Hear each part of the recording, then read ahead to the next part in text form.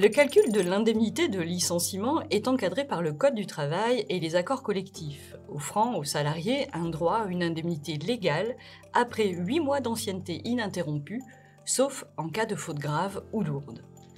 Cette indemnité varie en fonction de l'ancienneté du salarié et est calculée sur la base d'un salaire de référence, qui peut être déterminé soit sur les 12 derniers mois, soit sur les 3 derniers mois, selon ce qui est le plus avantageux pour le salarié. Il est important de noter qu'il n'est pas possible de cumuler différentes indemnités de licenciement provenant de sources variées.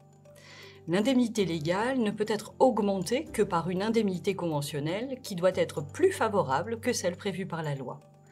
En cas de conflit entre les deux, c'est toujours l'indemnité la plus avantageuse qui s'applique intégralement.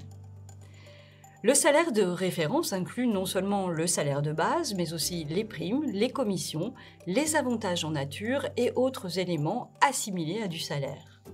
Par exemple, les heures supplémentaires, les primes annuelles et les indemnités de congés payés sont tous pris en compte dans ce calcul. Cependant, les périodes de préavis et certaines indemnités ne sont pas incluses. L'ancienneté joue un rôle déterminant dans le montant de l'indemnité. Elle se calcule à partir du premier jour du contrat de travail en excluant certaines périodes comme les absences pour maladie, sauf si elles sont assimilées à du travail effectif. Plus l'ancienneté est longue, plus l'indemnité de licenciement est élevée, avec des majorations spécifiques au-delà de 10 ans d'ancienneté. En cas de rupture abusive du contrat de travail, le salarié peut saisir le Conseil des prud'hommes pour obtenir des dommages et intérêts. La jurisprudence récente souligne l'importance pour les employeurs de respecter strictement les conditions de recours au CDD et au licenciement afin d'éviter les requalifications et les litiges coûteux. Enfin, l'indemnité de licenciement bénéficie d'un régime fiscal avantageux, étant partiellement exonérée d'impôts sur le revenu et de cotisations sociales sous certaines conditions.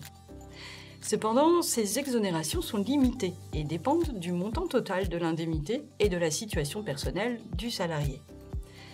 Retrouvez le simulateur pour calculer la durée du préavis accordé au salarié en cas de licenciement dans notre article sur le site Compta Online.